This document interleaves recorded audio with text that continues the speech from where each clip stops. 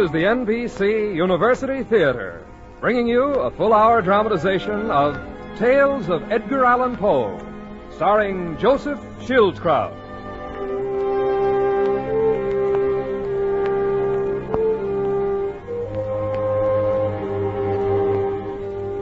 We bring you one of the most extraordinary men of letters ever to put pen to paper in America.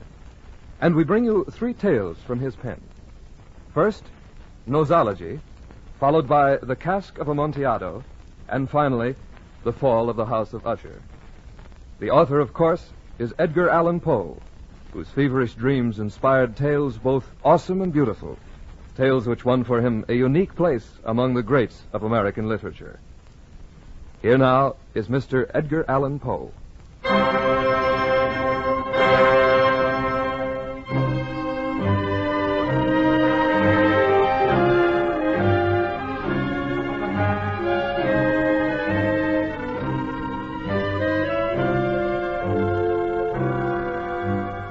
Men have called me mad. Perhaps I am. It has never been settled, really, whether madness is or is not the loftiest intelligence.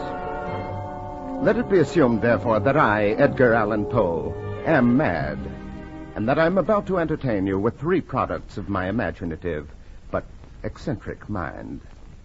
The first of these, a curtain raiser, I will entitle only A Comic Mask. Mr. Conductor, if you please, some comic music.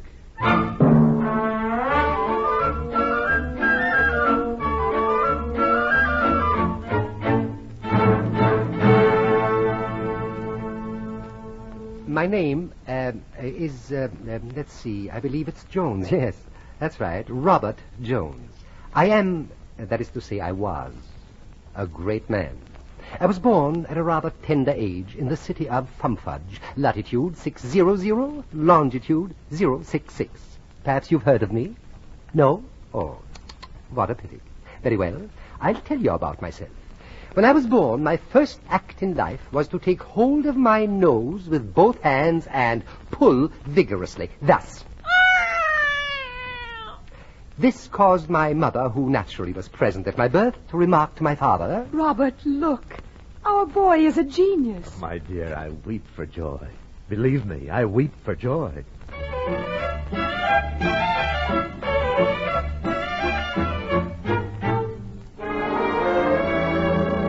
Before I was 5 years old, I had chosen my career in life, namely, nosology. I pursued it avidly. Each morning, I gave my nose a strong pull. In the science of nosology, I soon came to understand that, provided a man had a nose sufficiently conspicuous, he might, by merely following it, arrive at a lionship, an honor much to be desired. My father, who had always been frustrated in his own ambition to become a successful mountebank, determined that I should achieve my goal. I remember distinctly how. Each evening he would help me with my exercises.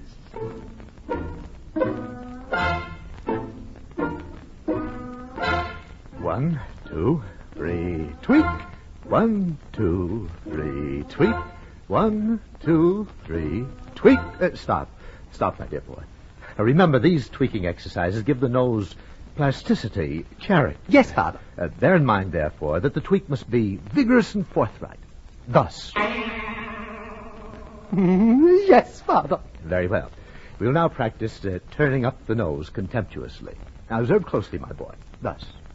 1, 2, turn up thusly. 1, 2, contemptuously. 1, 2. Father. What is it, son? Father, I've been... Well, what's the trouble?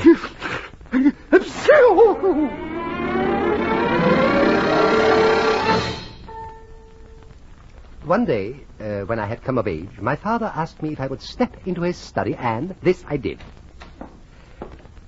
You wish to speak to me, Father? My boy, it's time that you and I had a serious talk. Yes, Father. Now, first of all, tell me, what is the chief end of your existence? Why, Father, to master the science of nosology. That is correct, my boy. And now, can you tell me What is the exact meaning of a nose? The exact meaning. A nose, my father, has been variously defined by some 6,000 authorities. Let's see, it is now exactly 3 minutes before 12 noon. And we shall have time to get through most of the definitions, I think, before midnight. To commence, then, father. The nose, according to Bartholinius, is that protuberance, that bump, that prow which precedes a man when he's getting himself into a lot of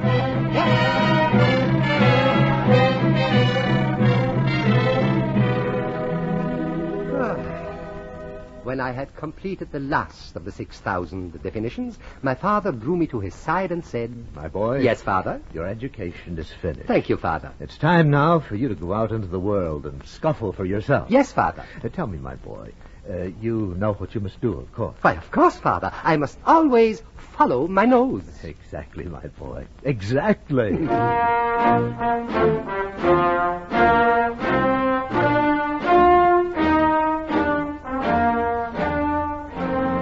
And so, giving my nose a pull or two right on the spot, I marched out into the streets of Fumfudge to seek my fortune. As I made my way up the main thoroughfare, astounded citizens pointed at me with admiration and respect. Is it possible? Unbelievable. Mommy, look, a rhinoceros. Who is he? What is he? Oh!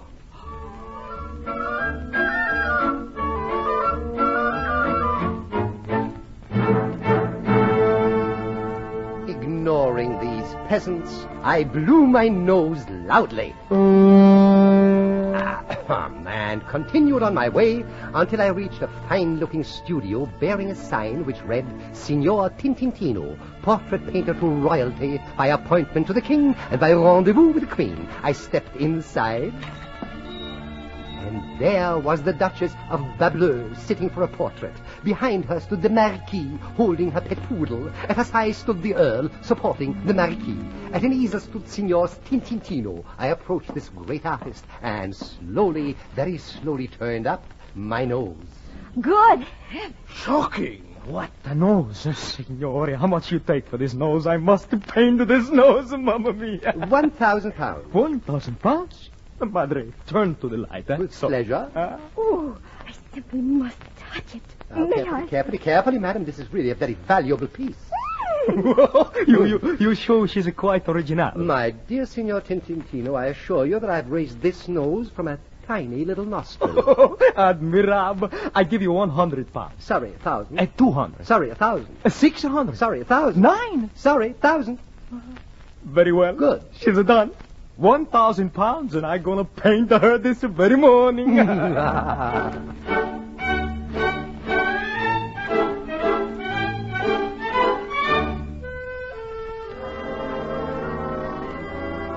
This was indeed a stroke of genius. In a week's time, Signor Tintintino's portrait of my nose was hung in the Royal Academy. Overnight, I became a celebrity. I wrote a pamphlet on nosology, and I sent the Queen a first edition, enclosing a reproduction of Tintintino's masterpiece. Why, the Prince of Wales invited me to dinner, and what a dinner! The people who were there, why, every one of them a lion, a giant among men. As guest of honor, I, of course, was introduced around by the Prince. Sapi Peridog. Your Highness. I should like you to meet Mr. Jones. Not the Mr. Jones, the author of Noses That Made History? Yes, sir, the same. I am honored, sir. You are a man who knows his noses. Thank you. Sapi is being modest. He happens to be a modern Platonist and a lion among men. He's also a lion among women. Charming fellow, but practically no nose, your princeship, no nose. Here's another chap I should like you to meet. Why, gladly. Sir Delphinius Polyglot. Sir Delphinius? Your Highness. I should like you to meet... Don't tell me. Let me guess. Pinocchio. Droll fellow. And Cyrano. Hardly.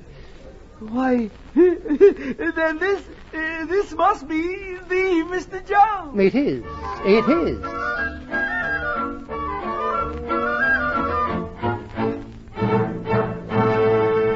Yes, indeed. It was quite a dinner. Even Signor Tintintino was there. He discoursed upon Latour and Chambertin. The president of Stanford University made a speech. The eminent archaeologist Ferdinand Witzelfutzelspa spoke briefly for several hours on internal fires and tertiary formations and things like that. And finally, of course, it was my turn to speak. My topic. You guessed it. I merely turned up my nose and I spoke of myself.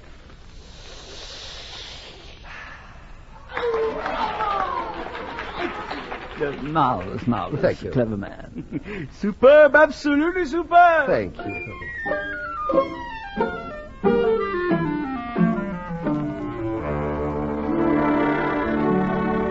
The very next morning, Her Grace the Duchess paid me a visit in my apartments. Somewhat plump, but a charming little woman. My heart went out to her at once. You darling creature. I know you must simply be thronged with admirers. But I said to myself, I simply must meet this fabulous man. And here I am. Why, I'm honored, Your Grace. Don't you think it was rather daring of me to come to your apartments, unescorted? But then, I've always been one to seize the bull by the nose. And I have always admired a certain measure of boldness in women, Your Grace. Oh, charming man. You simply must attend the ball I'm giving tomorrow night.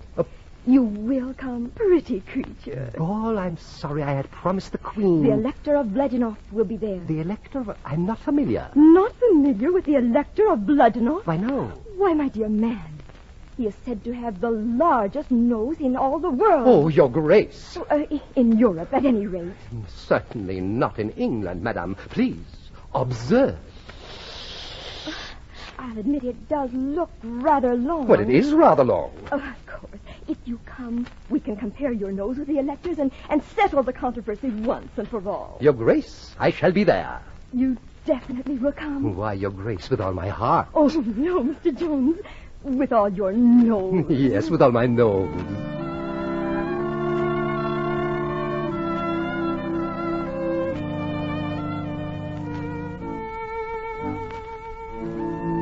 I have heard of this fellow, this Bloodenough, a pretentious boor from the Low Country. Well, next night excitement ran high. At the Duchess's, the rooms were crowded to suffocation. Wagers were placed, duels challenged. £1,000 on Bloodenough by a nose. Taken in double. I say Jones by 10 millimeters. Bloodenough. Jones!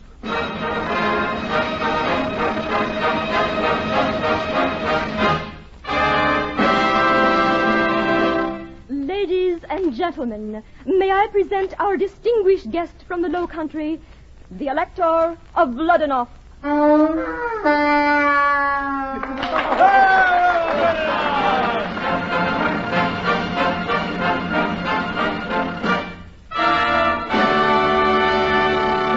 And now, the British contender, our own Mr. Jones.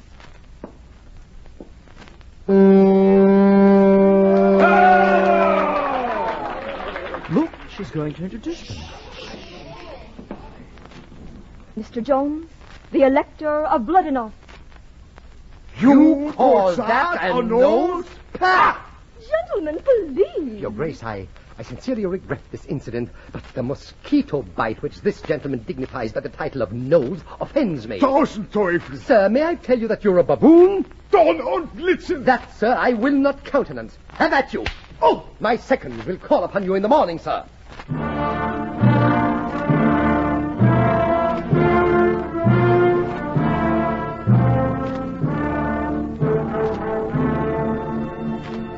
There simply was no other way. His nose, alack and alas, was bigger than mine. Very well, we met next morning upon the field of honor. Our weapons, pistols at 30 paces. We faced each other. I gave my pride a twist and sounded my klaxon contemptuously.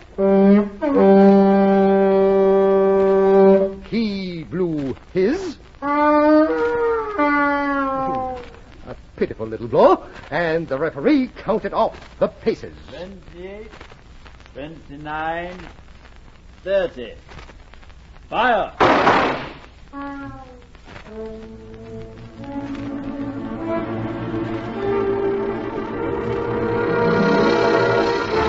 Parbleu, the deed was done. I had shut off his nose.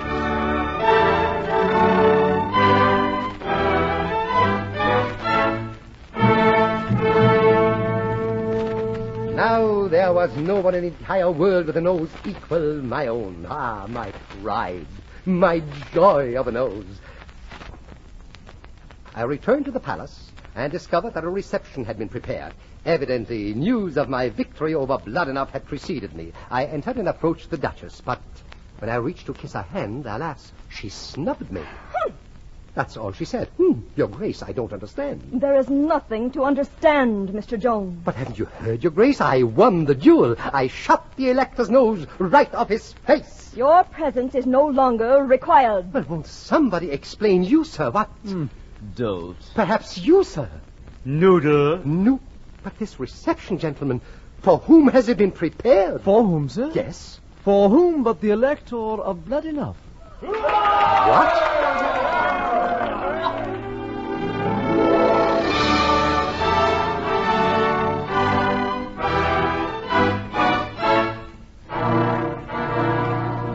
I was baffled. Nay, I was chagrined.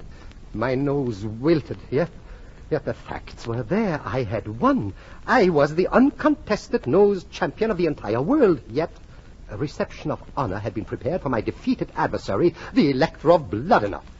Shunned, scorned, carrying my proboscis at a deflected 45-degree angle, I slunk from the court. I appealed to my friend the prince, but all he said was... That's all he said. Things went from bad to worse. My pamphlet on nosology no longer supported me. My portrait was sent back from the royal galleries, and finally, in utter defeat, I returned home to live with Papa. I am home, Father. Yes, my son. Father, I'm a failure in nosology. I know, my son. But why, Father? Why? Sit down, my boy. Yes. That's better. My son. Yes, Father. You have learned a sad truth about life. Yes, but what truth, Father? You have learned that a man with a nose more conspicuous than others can be a lion among men until he overshoots his mark, as you have overshot yours. Yes, but how, Father? My boy, all men have noses, but the Elector of Blood-enough has no nose at all. And with such, there's no competing. Oh.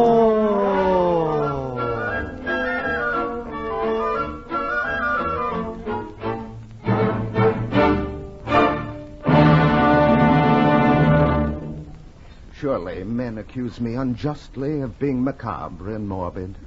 I have a delightful sense of humor. If you don't believe me, just listen to another of my tales. This one I have entitled The Cask of Amontillado.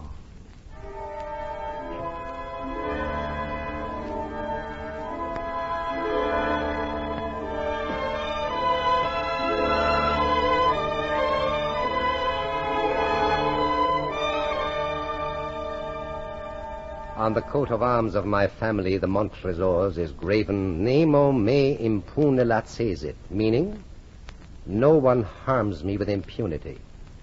The coat of arms itself is a huge human foot, done in gold against the field of azure blue. The foot crushes a serpent whose fangs are embedded in its heel. I tell you this only so you will understand why I had to act as I did. And while I'm telling you about it, have a drink. A drink of Amontillado, the real thing, too. I know. I know because I have the word of that connoisseur of wine, Signor Fortunato. My old friend Fortunato. The 1,000 injuries of this Fortunato I had borne as best I could through the years, but when he ventured on insults, I vowed revenge. It was at the height of the carnival season in Venice when I saw him in the crowd, dressed in the costume of a jester. I was genuinely pleased to see him. Hey, Fortunato! Fortunato! I beg your pardon, sir. Hey, Fortunato! Ah, Montresor. Well, my dear friend, I am glad to see you. How goes it, Montresor? Excellently well. I'm having a most wonderful time. I'm in my second childhood, but I haven't seen you in weeks. I was afraid you were avoiding me. Avoiding you? Never. Good. But, my friend, you are luckily met. Oh, come over here in this doorway out of the crowd. Very well. What's on your mind? Listen, Fortunato. Only today I have received a barrel of what passes for Amontillado wine. Not really. Well, I have some doubts. Amontillado? Well, as I say, I have some doubts. Amontillado. Oh, when did I last taste Amontillado? But I see you are having a little vacation, and therefore I will go to Lucchese. If anyone can tell a good vintage, it certainly is Lucchese. Lucchese. Lucchese has the nose of a pig. Come, let us go. Go? Go where? To your wine vaults. Oh, no, my friend. I couldn't possibly impose. Oh, I insist. No, the vaults are damp and you have a bad cough. I will not be swayed. But the vaults are very deep. Your arm, sir. You insist? I insist. Very well, my friend. Let us go to the vaults of Montresor.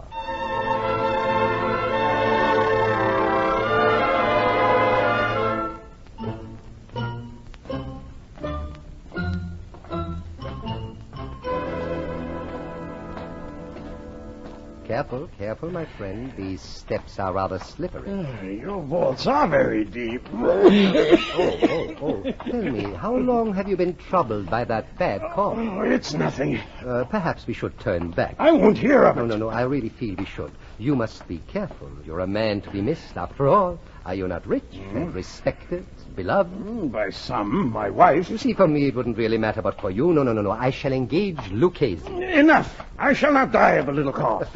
Well, if you will not be deterred, at least let me offer you a drink of Médoc. Here, we will select one of these bottles. Look at that dust. 50 years old. Here, drink, my friend. Good. Will you not join me? Very well. I drink to those who are buried here. Buried? Oh, yes, my ancestors used these vaults as a dungeon. Oh, I see. To your long life, my friend. Now come, let us proceed to the Amontillado. One moment. Yes? Do I hear water? Yes, we are under the river now. Why, is the moisture perhaps too much for your cough? I shall survive. Montresor. Yes, what? What is that? Hanging, swinging slowly to and fro in the passageway ahead. Oh, that? Nothing, just a skeleton. A skeleton? Yes, my ancestors, you see, very vengeful people. Careful now, don't bump against it. Is it much further to the Amontillado? Just a few steps. Oh, bad cough. Come, through the archway ahead. Here we are. This chamber? Mm-hmm. I see no Amontillado. Patience. You shall, my friend. But first, permit me to point out the interesting architectural structure of this cell. As you see, it is circular, completely circular, with a very narrow doorway. Yes. The Amontillado. Yes, the Amontillado, in a second. And over there are chains stapled to the wall to fasten about the waist of the victims. Let me show you. Step over here, please. Montresor, this is all very interesting, but... Just a moment now, Stand still. Thus. Very interesting, but now, if you will remove them. Of course, my friend, of course. I was merely demonstrating. Of course. Strange. This key here seems stuck in the lock. Well, perhaps I can work it. Wouldn't it be funny, my friend, if I had to get a locksmith now to saw you loose? Montresor, for heaven's sake. Now, don't worry. Here, why don't you have another drink of this Médoc? No, the Amontillado. Oh, yes, I forgot, of course. The Amontillado, of course. I'll fetch it. Wait, it's right out here. There. Taste it and drink. Well? It is! Amontillado! Amontillado. Drink up. Now, have some more. No, really. Nonsense. One more sip.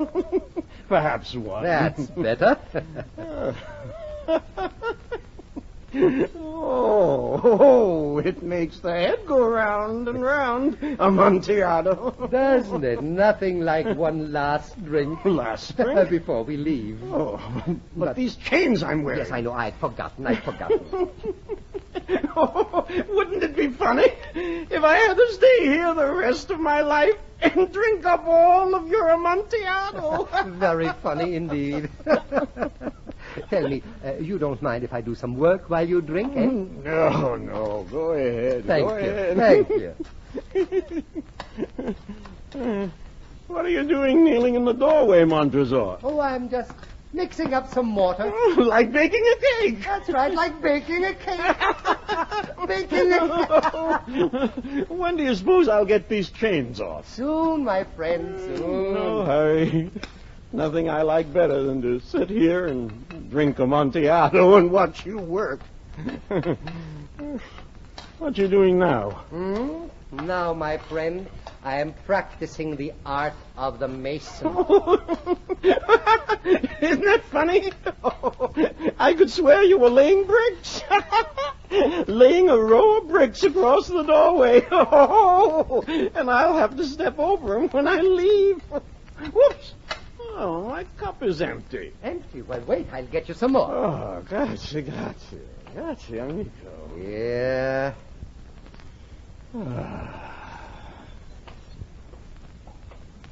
Montresor. Yes, my friend? Tell me, why do you build a wall of bricks in the doorway? To protect you, my friend. Oh, but if you build a wall of bricks, how am I going to get out?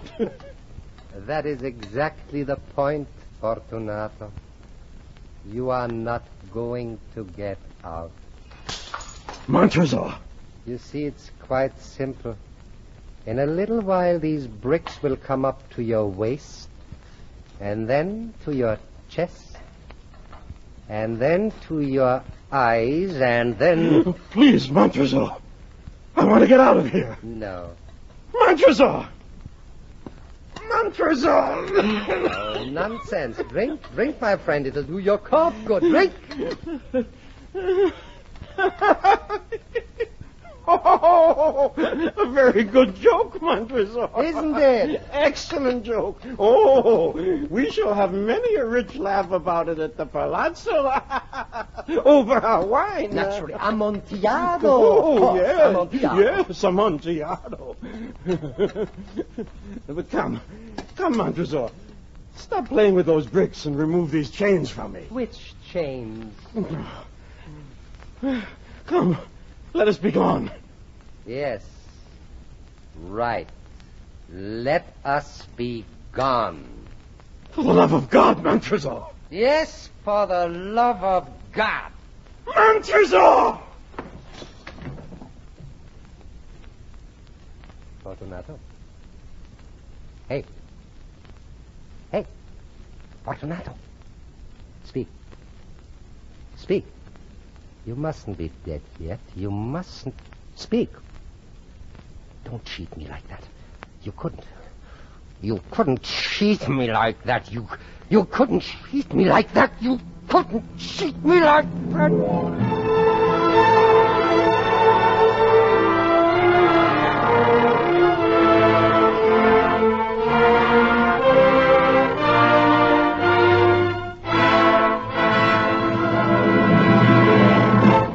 From Hollywood, the NBC University Theater is bringing you Joseph Schildkraut in a radio version of Three Tales by Edgar Allan Poe.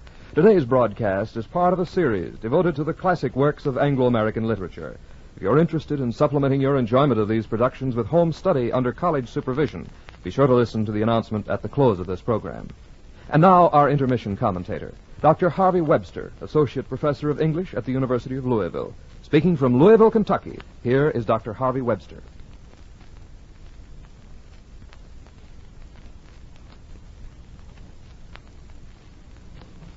It is the peculiar misfortune of America's first great writer of fiction that he has been reprinted, retaught, and reread so often at his mediocre or worst that few people of intelligence continue to take him seriously after they escape from high school or college.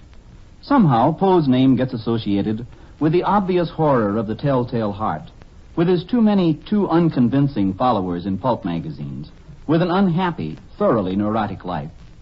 This is natural, unfortunate, and wrong. For Poe, at his very frequent and very frequently ignored best, has communicated some experiences more vividly than any other writer of English. His best stories, I believe, are those in which he communicates the pleasure of thinking, of, to quote, that moral activity which disentangles. It is beautiful to watch the minds his mind controls at work. Remember Monsieur Dupin's thoroughly logical explanation of how he knew his friend's unspoken thoughts, Legrand's methodical ingenuity in solving the cipher in The Gold Bug, the clever quickness with which the old man saved himself from the maelstrom. Anyone that enjoys mental activity has liked or will like these stories. Next best, perhaps quite as good, are Poe's stories of psychological horror. In these, too, the moral activity that disentangles is important, though here the disentangling is of abnormal mental states that are, after all, only exaggerations of what we consider normal. To a greater or lesser degree, we all know the second William Wilson. We have all felt something of the fascination with death and decay that becomes Roderick Usher. We have all been attacked by that imp of the perverse that propels the main characters of The Black Cat to self-destruction. Poe shows what Freud has demonstrated. The abnormal is the normal magnified. Poe's great accomplishment within a limited area makes us forget his faults and imitators. By a curious law of compensation, what was his misery is our gain. His great powers of intellect survive in spite of or because of his suffering in one of the most distinguished and uneven bodies of work that has been left by a writer of the first order. Our radio version of Three Tales by Edgar Allan Poe, starring Joseph Schildkraut, will continue from Hollywood after a brief pause for station identification.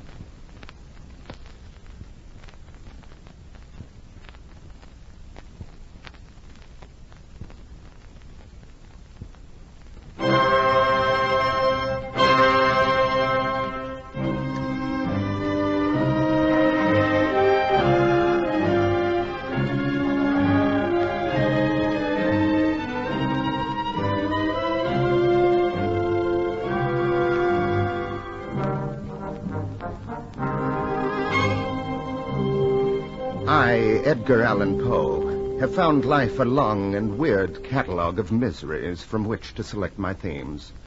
And of all these, the most awful, perhaps, is to be buried alive. Now, don't deny it happens. The boundaries which divide life from death are at best shadowy. Let me tell you a tale about such an interment. I call it The Fall of the House of Usher.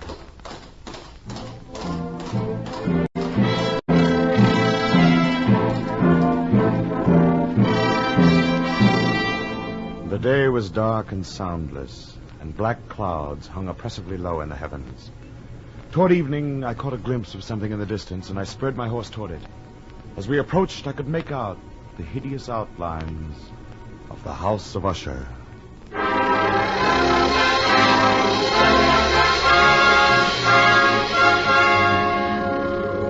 The house was old, the masonry crumbling. It was built on a rock in the center of a deep tarn or pool of stagnant, rank water.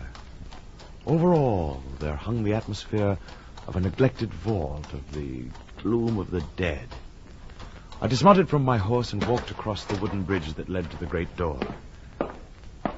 I felt a vague terror rising inside me, a desire to turn back and ride away. As I fought the urge, I found myself reaching into the breast pocket of my coat where lay the letter which had brought me to the House of Usher.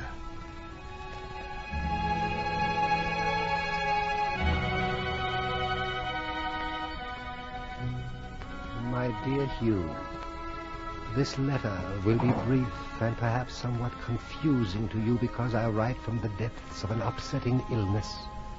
Whatever its merits, please, in the name of our former friendship, do not ignore its plea.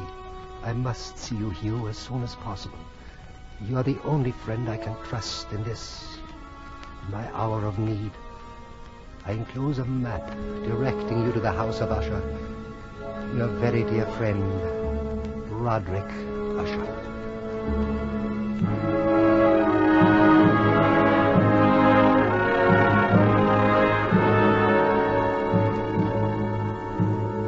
So I stood now before the huge door of the home of Usher.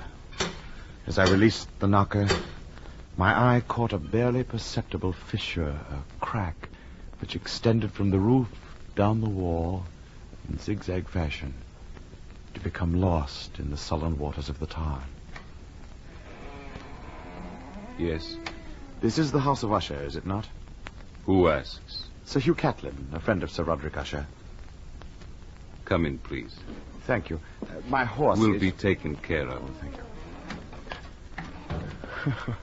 Good heavens, is the whole house as dark as this? Sir Roderick prefers the darkness, sir. Oh, that's strange. As I recall, he always detested the dark. Yes, sir. This way, sir.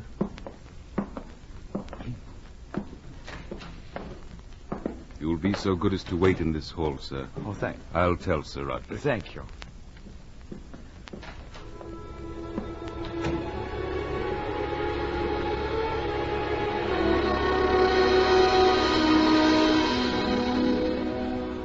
I stood outside a dark carved door at one end of a long hallway.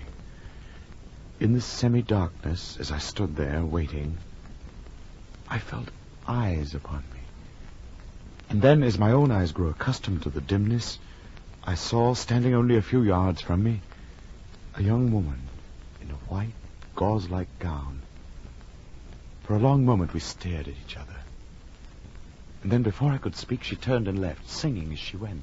I saw thee on thy bridal day, when a burning blush came o'er thee. Though happiness around thee lay, the world all love thee. Sir Roderick will see you, sir. Oh, thank you. By the way, is Sir Roderick married now? Oh, no, sir. Is anyone living here beside himself? Perhaps you'd better let him answer that, sir. This way.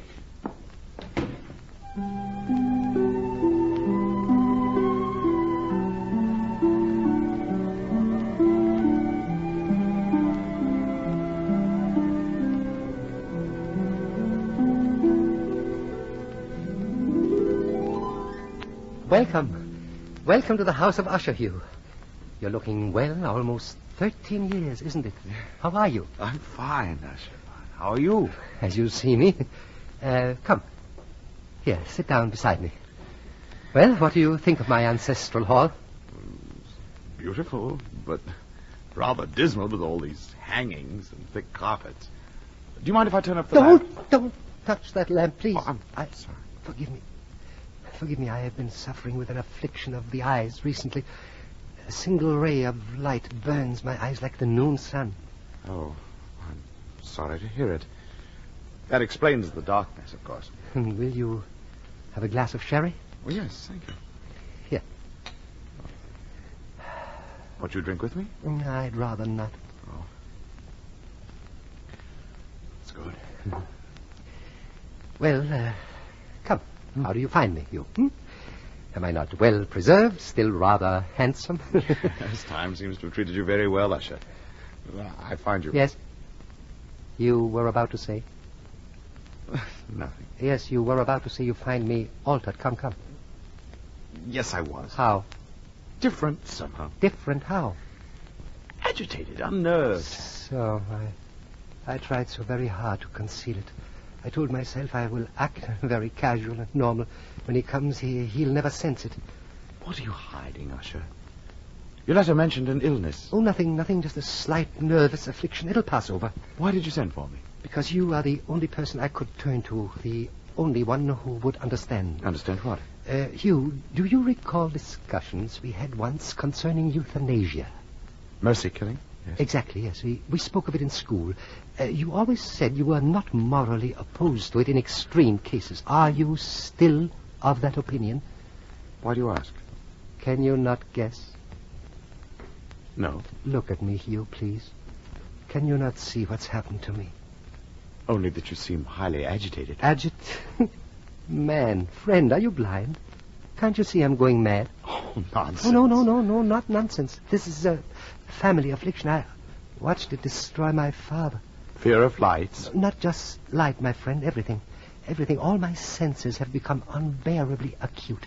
You see, the most insipid food, for instance, grates on my taste. A small little sound like the drop of water is thunder in my ears. My skin will tolerate nothing but the softest of silks. Odors. Oh, flowers. Flowers suffocate me. The closing of a door. Music. Why, you know how I love music. I remember you played the organ, and very well. Well, the only musical sound I can possibly tolerate is this lute here, tuned very softly.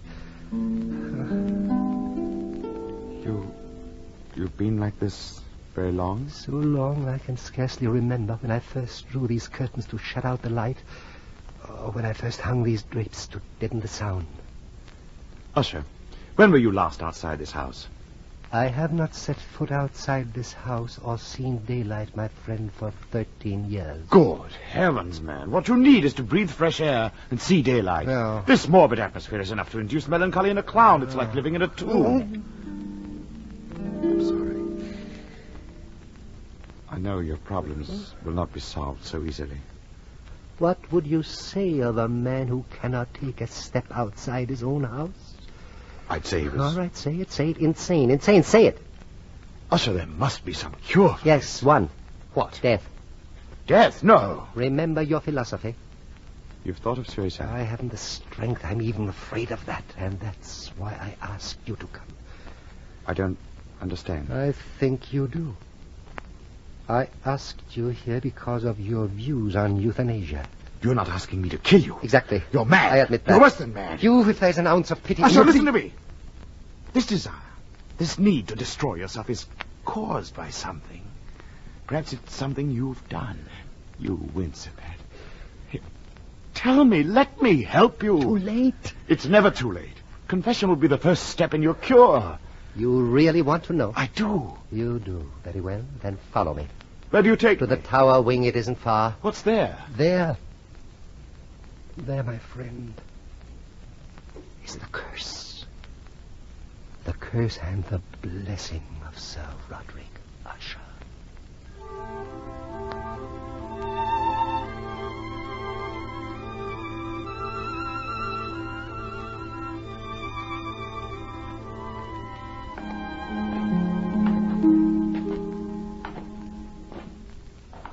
Here. Madeline? Who is it? Dear, I want you to meet someone. There is no one to meet. Come here, dear. No. Please, Madeline. It's all right, really. Hugh, this is the Lady Madeline. How do you do? They're prettier in springtime. I beg your pardon? My violets. They've shrunk. It's the darkness. Darkness always kills living things. Do you find it so in Eulalia? What? Oh, well, yes, I do. Good. Then I'll sing you a song. By all means.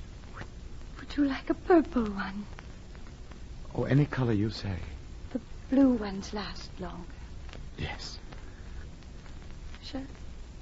Shall I sing for you? Do. I saw thee once on thy bridal. Oh, come, Hugh, come. When a burning glow. Well? Who is she? Isn't she lovely? She's mad. Is this house filled with nothing but madness? I told you we are cursed from birth. She's your wife? No. My sister. I see. Do you? I think I do. How long has she been thus? It came upon her gradually. Please come, let us go down. Yes. You see, Hugh, when I went away to school, she was just a delightful little golden-haired child. Why, she worshipped me always. When I returned, she was a woman and I was a man. Hugh, I swear to you our relationship was innocent, and yet that strange love between... Oh, God, forgive me. Control yourself. For 7 long years, I've watched her becoming progressively worse, and then my own affliction began. Usher. Where there's no sin, there should be no guilt. Tell me, Hugh, is it possible that a man can suffer thus for an uncommitted sin? Such things are not unknown. Now you see why I turned to you. But I am no doctor. I don't want healing. I want punishment. No. If men were punished for their evil thoughts, we would all turn on the rack. Usher, let me spend a few days here with you. We'll read and talk as we did in school. I remember your poetry was very exciting. Have you written anything lately? No. Well, then, recite the old ones for me and play for me. Come, we shall fight this melancholy, you and I, and together we shall triumph over it. Thank you.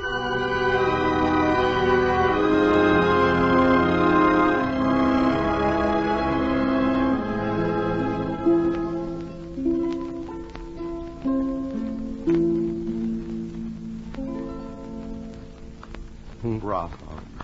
You really like it? Oh, it's really very beautiful. You've improved, really. Thank you. Why do you stop? Because I realized that I just now smiled for the first time in years. You see, you're getting better already. Go on, though. Recite another. Very well. You really want one? Of course I do. All right. I call this one here The Haunted Palace. In the greenest of our valleys, by good angels tenanted, once a fair and stately palace, radiant palace, reared its head. Banners yellow, glorious, golden on its roof did float and flow.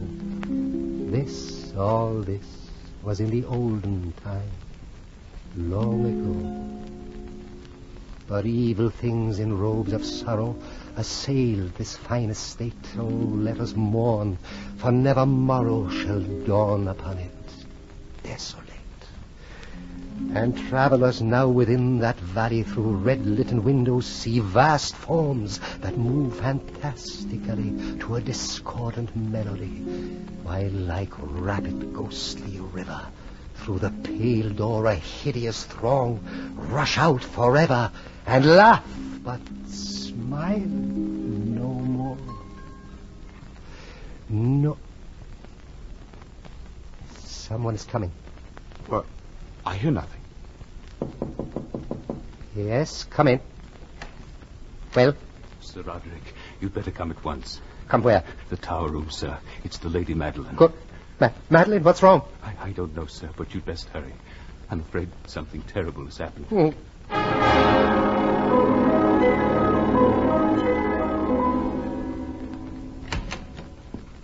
Well, Usher? Why do you stand and stare? She's dead. What? Dead. But that's impossible. Why, only a few days... A cataleptic seizure. She's had them before. This time it was fatal. My dear Fran. Is there anything I can do? Yes. You've only to name it. Please, help me bury her.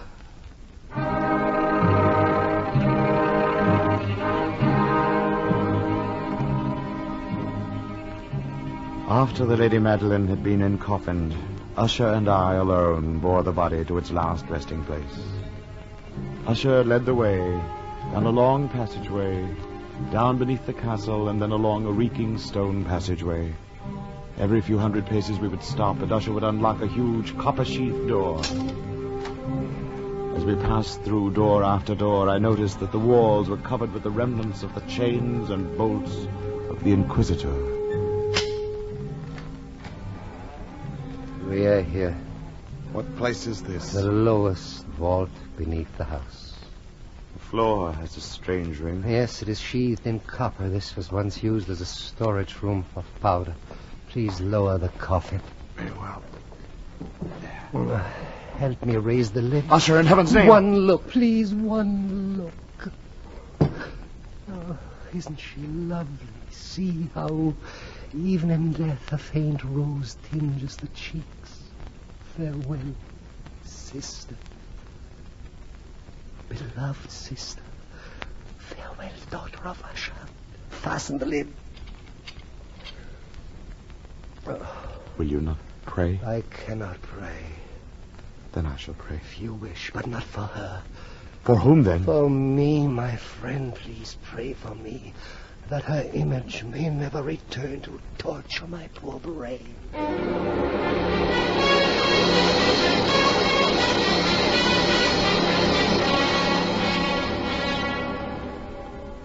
For some days after the burial of the Lady Madeline, a change came over Roderick Usher. He roamed the padded halls of the house of Usher, his head to one side, as if in an attitude of listening. It seemed to me as if his mind were laboring under some horrible, oppressive secret which he was struggling to tell me. His attitude, his listening for some imaginary sound, began to infect me. I found myself doing the same. And as the days went by, I too succumbed to the somber influence of the house of Usher. It was on the 8th day after the entombment of the Lady Madeline. A storm had been brewing. That night I could not sleep. I was overpowered by a sense of impending horror. Then on my door there came a rapping. Who's there? Who is it? Speak up!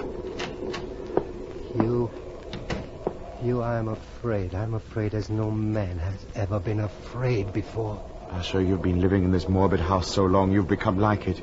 So have I almost. Hugh, I hear something. No, I hear nothing. Now you must relax. Hugh, please read to me, will you? It may take my mind off the storm and off this house. Of course it will.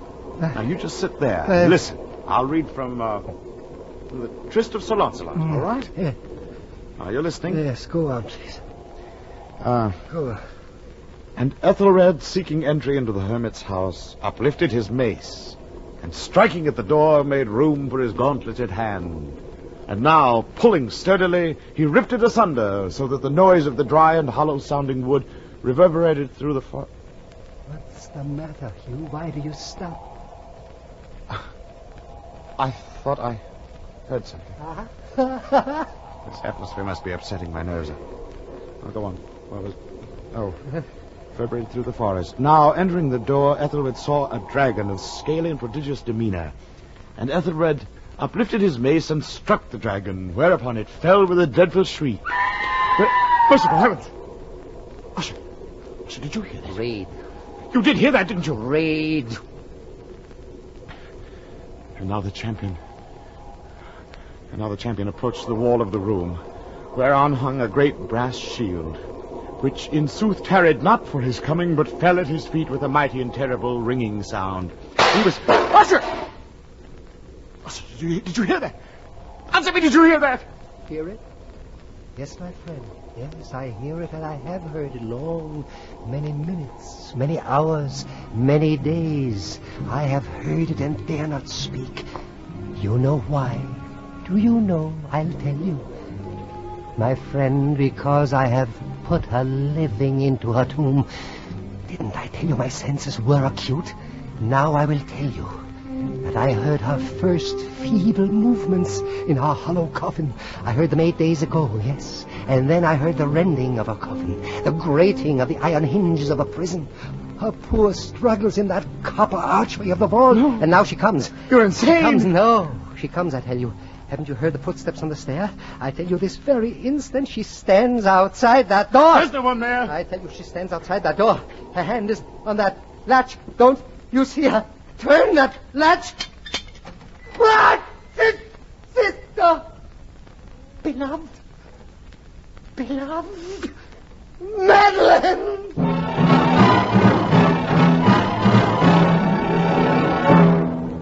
For a moment she stood, trembling and reeling to and fro upon the threshold, blood upon her white robes. And then, with a low, moaning cry, she fell upon her brother and bore him to his death at my very feet.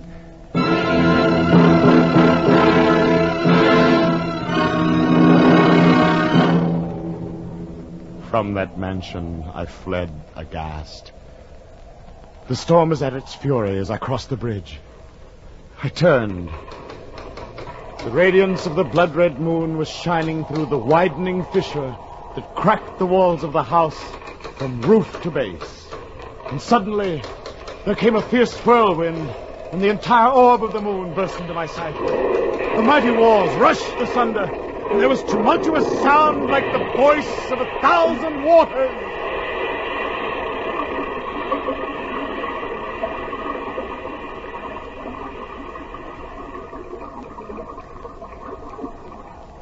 And then the deep, dank tarn at my feet closed sullenly, silently, eternally over the fragments of the house of Usher.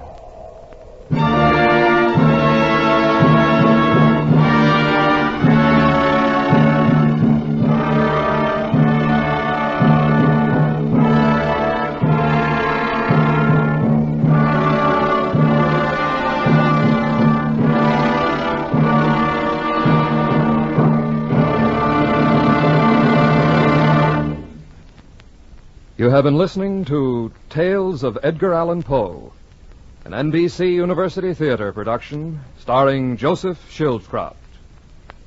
Next week at this same time, we will bring you another classic of Anglo-American literature, selections from the Pickwick Papers by Charles Dickens. The present semester of the NBC University Theater is devoted to the classics of Anglo-American literature from the time of Henry Fielding to that of Henry James. If you wish, you may learn more about these authors and their works by enrolling in the college-supervised courses now being offered in connection with the NBC University Theater. The University of Tulsa, Kansas State Teachers College, and Washington State College have now completed their plans for offering such a course in the coming months, thus joining the University of Louisville, whose established home study plan is already serving listeners in another area of the nation. For information, then, as to how you may enhance your knowledge through these courses, write to the NBC University Theater in care of the University of Louisville, Louisville, Kentucky, Washington State College, Pullman, Washington, Kansas State Teachers College, Pittsburgh, Kansas, or the University of Tulsa at Tulsa, Oklahoma. I'll repeat that. For information, write to the NBC University Theater in care of the University of Louisville, Louisville, Kentucky, Washington State College, Pullman, Washington, Kansas State Teachers College, Pittsburgh, Kansas, or the University of Tulsa at Tulsa, Oklahoma.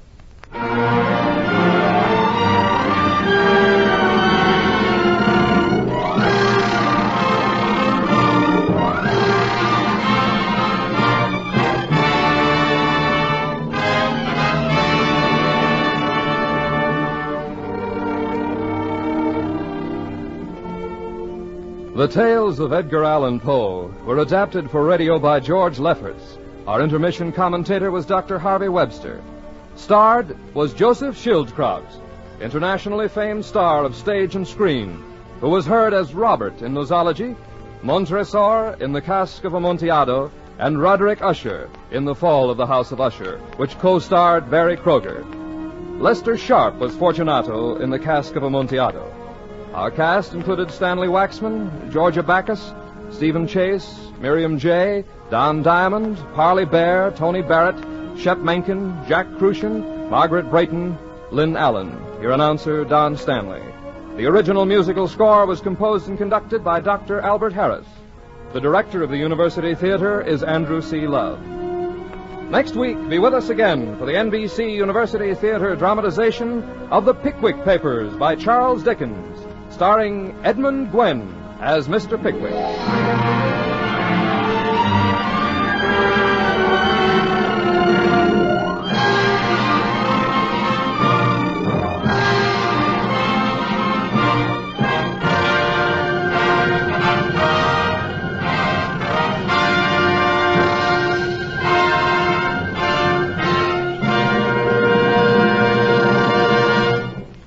Today's NBC University Theater production of the Tales of Edgar Allan Poe came to you from Hollywood's Radio City. This is NBC, the national broadcasting company.